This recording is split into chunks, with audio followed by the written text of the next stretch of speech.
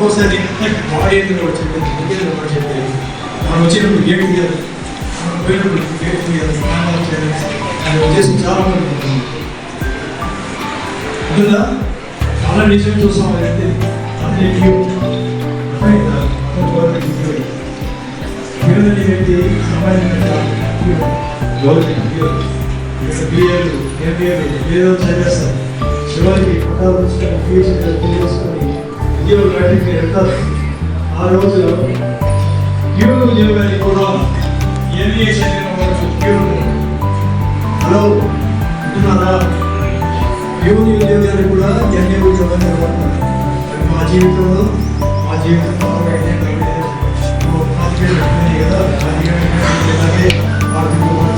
ఉద్యోగం సాధించుకున్నాం. ఆ రోజు మీకు తెలుస్తుంది బాధ.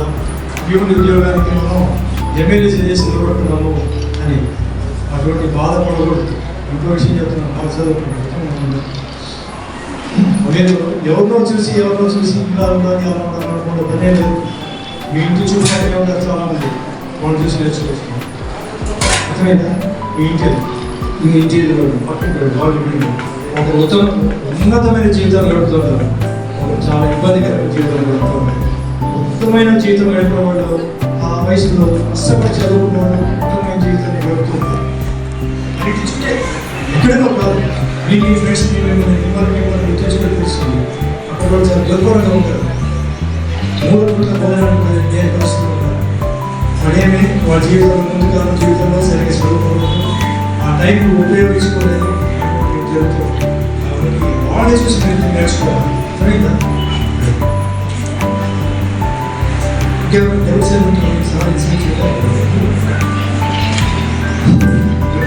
కన్ఫ్యూజ్ చేసేది రాలేదు. ఉన్నత పరిలోకి ఎవరిలో చదువుకోండి, అందరూ చదివారు, ఇష్టపడి చదువుకోండి,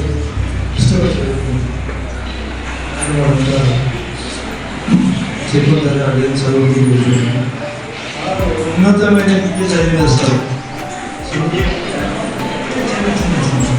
సార్ ఉన్నతమైన విద్య చదివారు. నాకు 40 ఏళ్ల క్రితం సార్ చూశాను.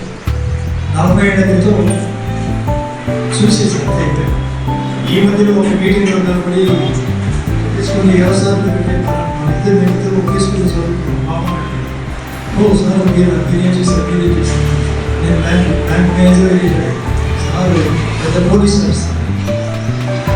ఎన్ని అనుభవాలు, ఎంతమంది ఏం చూసుకుంటారు.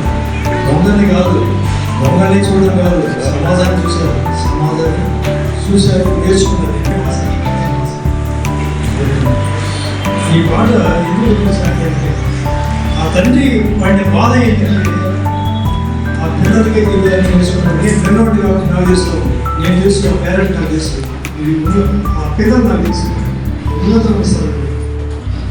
Okay, time చేయదలుచుకోలేదు.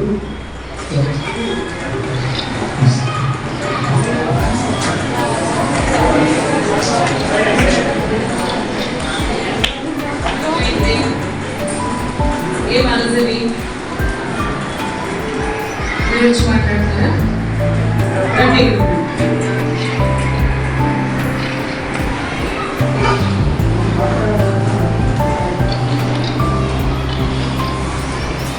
మన పాఠశాలకి ప్యూరిటీ ఆఫ్ లైఫ్ ఫౌండేషన్ వారు చేసి వారి ఆధ్వర్యంలో మన పాఠశాలలో పిల్లలకి క్లాస్ విద్యార్థులకి ఇన్స్ట్రక్షన్స్ ఇవ్వడం, క్లాస్ ఎగ్జామ్ ఎలా అటెండ్ చేయాలి అనే విధి విధానాలన్నీ కూడా తెలియజేశారు. వారే ఈ ఫౌండేషన్కి joint directors.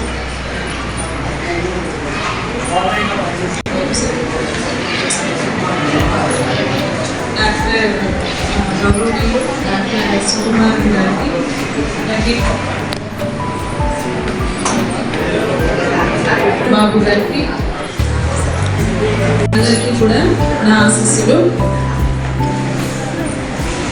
Sir Sukumar sir గారు చాలా చక్కగా మీకు ఎగ్జామ్ టైంలో ఏం చేయాలి, ఏ పనులు చేయకూడదు, ఇవన్నీ కూడా చక్కగా వివరించారు. అవన్నీ కూడా మీరు మైండ్లో పెట్టుకోండి. సార్ చెప్పినట్టుగా కూడా రీడ్, రివైజ్ అండ్ రిలాక్స్, ఈ 3 అవర్స్ని బాగా మీరు పెట్టుకోండి. పెట్టుకుని ఆ విధంగా ఆ వేలో మీరు నడుచుకుంటే చక్కగా మీరు సక్సెస్ఫుల్గా మీ ఎగ్జామ్ని కంప్లీట్ చేయగలుగుతారు. అవే కాకుండా ఒక ఆరోగ్యం పట్ల కూడా మీరు దృష్టి వహించాలి. ఆహారం పట్ల కూడా ఆరోగ్యం ఇప్పుడు సమ్మర్ సీజన్ కాబట్టి సమ్మర్ సీజన్లో ఎలాంటి ఆహార అలవాట్లు నేర్చుకుంటే ఆరోగ్యంగా ఉంటారు అనేది తెలుసుకోవాలి. ఈ ఆహారపు అలవాట్లలో తేలికపాటి ఆహారం తీసుకోవాలి. ముఖ్యంగా మజ్జిగ లైట్గా జీర్ణమయ్యేటటువంటి ఆహార పదార్థాల్లో ఇడ్లీ తీసుకోవాలి. ఆకుకూరలు, పప్పు ఇవన్నీ కూడా ప్రతిరోజు పాలు ఉదయాన్నే తీసుకోవడం ఇవన్నీ కూడా మనకు ఆరోగ్యాన్ని ఇస్తుంది. అలాగే సమ్మర్లో ఎక్కడ పడితే అక్కడ రోడ్ల మీద తిరుగుతూ ఉంటారు, సైకిల్ వేసుకొని బండ్లు వేసుకొని తిరుగుతూ ఉంటారు. అలా తిరుగుతున్నప్పుడు పొరపాటున ఏమైనా జరిగితే, జరగకూడదని కోరుకుంటాను కానీ ఏమైనా జరిగితే, లాస్ట్ ఇయర్ ఒక అబ్బాయికి చైన్ ఏదో కొంచెం కనిపడం ఇలా జరిగింది. ఆ టైంలో ఎగ్జామ్ రాయలేకపోయాడు. కాబట్టి అలాంటి సిచ్యువేషన్స్ మీరు తెచ్చుకోవద్దండి. ఎక్కడ బయట తిరగడం, ఎండలో తిరిగితే డీహైడ్రేషన్ అవుతుంది. కాబట్టి ఇంటి పట్టునే ఉంటూ చదువుకోండి, స్కూల్కి రండి. ఎగ్జామ్స్ టైంలో మీరు ఇంటి దగ్గర ఉండి చదువుకోండి. వాటర్ బాగా సఫిషియెంట్గా తీసుకోవాలి. అట్లీస్ట్ ఒక 3 లీటర్స్ అన్నారు. మామూలుగా అయితే ఒక 5 లీటర్స్ తాగమంటారు. ఈ సమ్మర్లో ఏంటంటే హెడేక్ వస్తుంది, ఇంకా యూరినరీ ఇన్ఫెక్షన్స్ వస్తాయి. కాబట్టి ఇవన్నీ రాకుండా వాటర్ బాగా సఫిషియెంట్గా తీసుకుంటే మీరు హెల్తీగా ఉంటారు.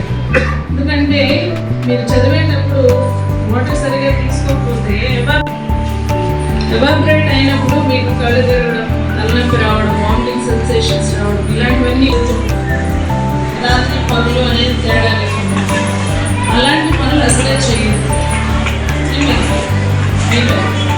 ఏ టైంలో చదువుకోవాలి, ఏ టైంలో నిద్రపోవాలి. ఎందుకంటే మన శరీరంలో బయలాజికల్ క్లాక్ అనేది ఒకటి ఉంటుంది.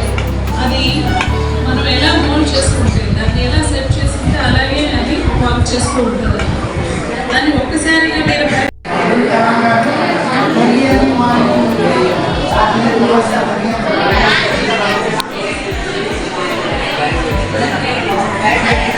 ఎందుకు చెప్తున్నానంటే ఆయన రామేశ్వరం దగ్గర వచ్చారు. ఆయన బాల్యంలో ఆయన ఏం చేశాడంటే రామేశ్వరంలో ఆగని ఒక ట్రైన్ నుంచి న్యూస్ పేపర్ తీసుకొని ఆ న్యూస్ పేపర్ ట్రైన్ వెళ్ళిపోతాడని ఆ న్యూస్ పేపర్ పట్టం మీద ఇసిరేసి వెళ్ళిపోయాడు. అప్పుడు దాన్ని తీసుకొని పేపర్ ఇంటికి వేసి అక్కడి నుంచి భారత దాకా వచ్చాడన్నమాట. వచ్చారంటే ఆయన కృషి అనుకుంటుంది, ఆయన చూసి మనం ఏం నేర్చుకోవాలి అనేది మనం గుర్తుపెట్టుకోవాలి. అందరూ అంటే ఎవరైతే చేయగలరు అని అనుకుంటారో ఖచ్చితంగా వాళ్ళు అవన్నీ సాధించవచ్చు. అనుకోవడం అనేది మీకు ఇంపార్టెంట్. అనుకోవడం అనేది మీ మనసులో జరుగుతుంది. ఇష్టమైన స్వీట్ ఏదన్నా స్వీట్ అంటే ఇష్టమా లేదా? స్వీట్గా ఒక వాక్యం చెప్తాను. ఈ వాక్యము మీరు వింటే అందరూ చెప్పచ్చు, కష్టమే లేదు. వినకపోతే ఎవరు చెప్పచ్చు. కాబట్టి వినండి, చెప్తున్నా వినండి. ఒకేసారి చెప్తాను. ఒకేసారి చెప్తే ఎంతమంది గుర్తుపెట్టుకుంటారో మనం తెలుసుకుందాం. మీరు వింటే అందరూ చెప్పచ్చు. క్లాస్లో ఎంతమంది ఉన్నారు అంతమంది కూడా చెప్పచ్చు. ఓకేనా? వినిందేనా? మీ అటెన్షన్ ఇక్కడి నుంచి వినండి, గుర్తుపెట్టుకోండి, అది చెప్పండి. ఓకేనా?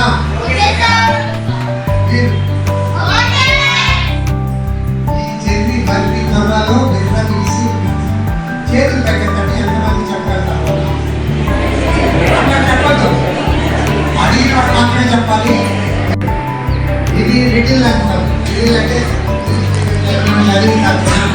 చదివిన పర్లేదు కదా పిచ్చి ऐसा ऐसा ऐसा सच ऐसा I never saw.